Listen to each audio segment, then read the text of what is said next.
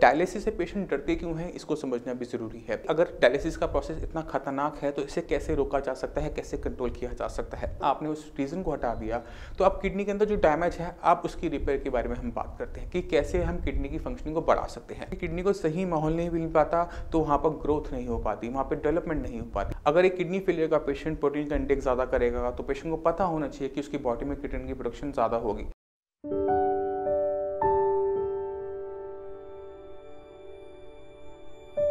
नमस्कार, मेरा नाम है डॉक्टर पुरु धवन और आज हम बात करने वाले हैं डायलिसिस के बारे में। जब किसी की किडनी फेल होनी शुरू होती है तो उसके लेवल धीरे धीरे बढ़ने शुरू होते हैं। किडनी के लेवल पहले 2 होता है, फिर 3 होता है, 4 होता है। पेशेंट अपनी मेडिसिन ले रहा है फिर भी उसके लेवल बढ़ते जा रहे हैं और जब लेवल 4-5 को क्रॉस करना शुरू करते हैं तो अक्सर डॉक्टर्स आपको कहते हुए मिल जाते हैं कि आपको डायलिसिस करवाना पड़ेगा। ये जो डायलिसिस है ये कोई ट्रीटमेंट नहीं है, ये साबित करता है कि जो आप अब तक मेडिसिन ले रहे थे वो काम नहीं कर रही थी। वो उस मेडिसिन का फेलियर की रिपोर्ट होती है कि जो मेडिसिन हमने खाई वो काम नहीं की, इस वजह से आप डायलिसिस करवाओ। मगर डायलिसिस से पेशेंट डरते क्यों हैं, इसको समझना भी ज़रूरी है। हमने अपने आसपास इतने पेशेंट्स को डायलिसिस करवाते हुए देखा होता है कि पेशेंट जब जाता है, स्टार्टिंग में जाता है तो ठीक ठाक हेल्दी होता है, मगर over the period of time 3-4 साल के अंदर पेशेंट के अंदर इतनी वीकनेस तैयार हो जाती है कि पेशेंट अपने आप उठ भी नहीं पाता। इसके लिए समझना पड़ेगा हमें डायलिसिस के प्रोसेस को कि डायलिसिस प्रोसेस में होता क्या है। जब किसी भी किडनी फेलियर पेशेंट के अंदर क्रिएटिनिन, यूरिया इकट्ठा होना शुरू हो जाता है, पोटेशियम इकट्ठा होना शुरू हो जाता है तो पेशेंट को एडवाइस किया जाता है डायलिसिस। डायलिसिस किया जाता है एक मशीन से जिसे कहते हैं डायलाइजर।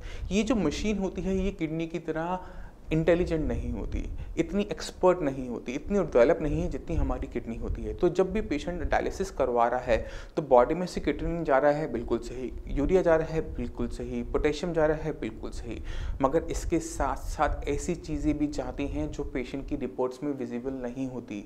वो आपका है इम्यून सिस्टम। आपकी बॉडी के अंदर, ब्लड के अंदर जितना भी प्रोटीन होता है वो निकलना शुरू हो जाता है। इसी वजह से जितने भी किडनी फेलियर के पेशेंट होते हैं उनको एडवाइस किया जाता है हाई प्रोटीन डाइट, क्योंकि अगर आप प्रोटीन इंटेक नहीं करते डायलिसिस करवाते समय आपकी बॉडी बहुत तेज़ी से वीक होनी शुरू होती है। मगर आप जितना मर्जी आप प्रोटीन इंटेक कर लीजिए, जो भी आप खाएंगे, जो भी पिएंगे, वो आपका हर दूसरे तीसरे दिन बॉडी से बाहर चला जाता है। मतलब जितनी तेज़ी से बॉडी में बना नहीं उतनी तेज़ी से वो बॉडी से बाहर चला गया। इसी वजह से जितने भी पेशेंट डायलिसिस पर होते हैं उनकी लाइफ बहुत ज़्यादा शॉर्ट हो जाती है और अक्सर डायलिसिस वाले पेशेंट 3 से 4 साल के अंदर किसी न किसी कार्डियोवास्कुलर दिक्कत से ग्रसित हो जाते हैं। कहने का मतलब यह है उन्हें कोई ना कोई कार्डियक दिक्कत होनी शुरू हो जाती है, क्योंकि जब आपकी बॉडी में से प्रोटीन जाता है तो आपका मसल्स मास कम होना शुरू हो जाता है, आपकी मसल्स खत्म होनी शुरू हो जाती है, क्योंकि हमारा दिल, हार्ट भी मसल्स का बना हुआ है।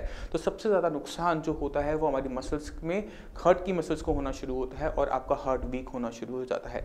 इसी वजह से जितने भी पेशेंट डायलिसिस पे हैं उनकी जो मैक्सिमम एज मानी जाती है वो 3 to 4 ईयर्स। उसके बाद उनकी लाइफ में इतनी कॉम्प्लिकेशन आनी शुरू हो जाती है, या तो डायलिसिस बंद हो जाता है या पेशेंट किसी न किसी और दिक्कत से चला जाता है। अब सवाल उठता है कि अगर डायलिसिस का प्रोसेस इतना खतरनाक है तो इसे कैसे रोका जा सकता है, कैसे कंट्रोल किया जा सकता है।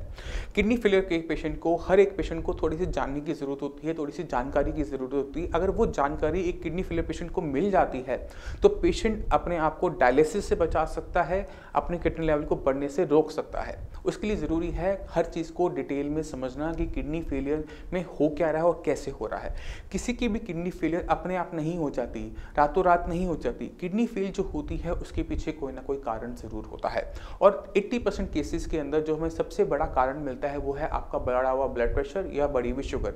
अब ये दोनों चीज़ें ऐसी नहीं है जिसे कंट्रोल नहीं किया जा सकता है, इसे आराम से कंट्रोल किया जा सकता है और कंट्रोल करना भी पड़ता है हर एक किडनी फेलियर पेशेंट के अंदर, क्योंकि इसको कंट्रोल किए बिना कोई भी किडनी फेलियर का पेशेंट अपनी किडनी को नहीं बचा सकता। अब अगर आपने अपनी किडनी फेलियर की दिक्कत के अंदर बीपी को कंट्रोल कर लिया तो इसका मतलब ये होता है कि अब आपका बीपी आपकी किडनी को और नुकसान नहीं पहुंचाएगा।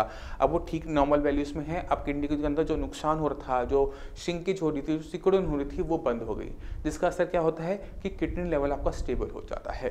अगर आपने इसी तरह से डायबिटीज़ को कंट्रोल कर लिया, डायबिटीज़ आपकी 180 से नीचे रहने लगी, फास्टिंग बीपी दोनों, तो क्या होगा कि किडनी को नुकसान होना बंद हो जाएगा। और जब वो नुकसान होना बंद हो जाएगा तो क्या होगा कि किडनी लेवल आपके और नहीं बढ़ेंगे। तो हमने कारण को सबसे पहले हटा दिया कि एक किडनी फेलियर के पेशेंट के अंदर। जब आपने उस रीजन रीज़न को हटा दिया, तो अब किडनी के अंदर जो डैमेज है, अब उसकी रिपेयर के बारे में हम बात करते हैं कि कैसे हम किडनी की फंक्शनिंग को बढ़ा सकते हैं। हमारे हर शरीर के अंग के अंदर कोई ना कोई हीलिंग प्रॉपर्टी है, कुछ ना कुछ ऐसी खासियत है जो उसे अलग बनाता है। जैसे हमारा लीवर है, वो पूरा का पूरा रीजनरेट हो जाता है, मगर किडनी रीजनरेट तो नहीं होती, मगर अपनी फंक्शनिंग्स को बढ़ा लेती है। मैं आपको एक छोटा सा एग्जांपल देता हूँ। अगर एक इंसान अपनी किडनी दूसरे इंसान को देता है, जिसने अपनी किडनी दी, 2 में से 1 गई, यानी किडनी का फंक्शन 50% रह गया।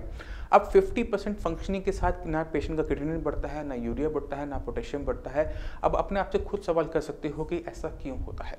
ये इस वजह से हो रहा होता है क्योंकि किडनी जो आपकी हेल्दी है, वो अपनी फंक्शनिंग्स को रिकवर करना शुरू कर देती है, अपने अंदर एडजस्टमेंट करती है और अपने खोए हुए फंक्शन जो 50% किडनी दूसरे को दी, उसका काम भी खुद ब खुद करना शुरू करती है। इसके लिए चाहे वो अपने साइज को बढ़ाए, चाहे अपने फंक्शंस को बढ़ाए, वो अपने अंदर एडजस्टमेंट कर लेती है। तो ये जो खूबी है हर किडनी के अंदर जो होती है, ये हमें हर किडनी फेलियर पेशेंट के अंदर इस्तेमाल करनी पड़ती है। हमने किडनी को वो माहौल देना होता है जिसके अंदर वो अपने अंदर ये डेवलपमेंट कर सके। इसके लिए सबसे पहला काम क्या है कि जो किडनी फेल कर रहा है उसको दूर कर दो। यानी जो कारण है, बीपी है, शुगर है, आपका आईजी नेफ्रोपैथी है, पॉलीसिस्टिक किडनी है, पहले उसको कंट्रोल करो। एक बार वो कंट्रोल में हो गया तो किडनी को फर्दर डैमेज होना बंद हो जाता है। दूसरी चीज़ क्या किया जाता है कि किडनी की फंक्शंस को बढ़ाना, क्योंकि किडनी को अपने फंक्शंस को बढ़ाने के लिए एक सही माहौल की ज़रूरत होती है। अगर क्योंकि किडनी को सही माहौल नहीं मिल पाता तो वहाँ पर ग्रोथ नहीं हो पाती, वहाँ पर डेवलपमेंट नहीं हो पाती। तो इसके लिए हमने क्या करना है, किडनी की फंक्शनिंग पर ध्यान देना है, किडनी के आसपास सर्कमस्टेंसेस को ठीक रखना है। इसके लिए हमें यूज़ करना पड़ता है सही डाइट, कि आप क्या खा रहे हो क्या नहीं खा रहे हो, उसका आपकी किडनी की फंक्शनिंग पे बहुत ज़्यादा फर्क पड़ता है। अगर एक किडनी फेलियर का पेशेंट प्रोटीन का इंटेक ज़्यादा करेगा तो पेशेंट को पता होना चाहिए कि उसकी बॉडी में क्रिएटिनिन की प्रोडक्शन ज़्यादा होगी।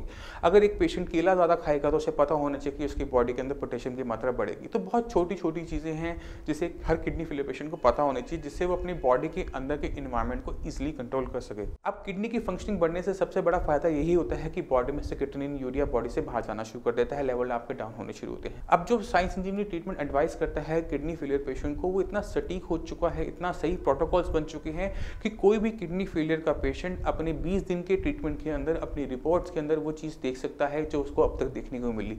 आज तक वो मेडिसिन खा रहा था, लेवल बढ़ रहे थे, मगर अब जब वो साइंस इंजीनियरिंग से ट्रीटमेंट स्टार्ट करता है तो उसको अगले 20 दिन के अंदर वो रिपोर्ट्स देखने को मिल जाती हैं जो उसने कभी सोची नहीं थी। यानी उसके creatinine level, urea level down होने शुरू हो जाते हैं। मैं चाहता हूँ कि आप अब साइंस इंजीनियरिंग कुछ पेशेंट से मिले, उनकी रिपोर्ट्स देखें तो आप खुद ब खुद समझ जाएंगे।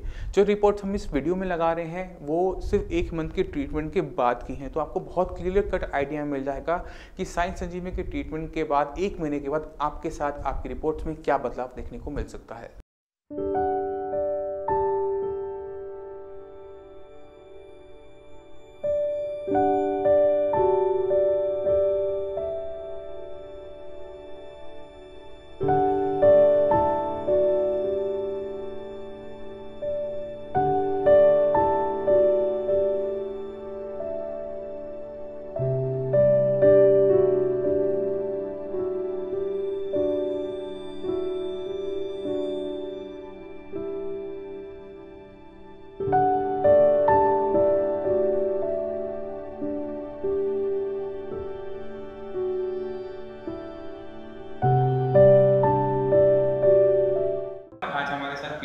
पेशेंट हैं जिनका नाम है श्यामलाल जी की जो एज है 50 इयर्स के हैं। ये मेरे पास आए थे 1 जुलाई को। 1 जुलाई को इनका जो क्रिएटिनिन लेवल था वो था 6.2। 20 दिन का ट्रीटमेंट हुआ। हाँ जी। फिर क्या लेवल पहुंच गया आपका? 4.7। 20 दिन में आपका पहुंचा। अब आपको जो आपको 20 दिन में ट्रीटमेंट हुआ, आपकी बॉडी में आपको क्या चेंजेस नजर आते हैं? काफी बदलाव है।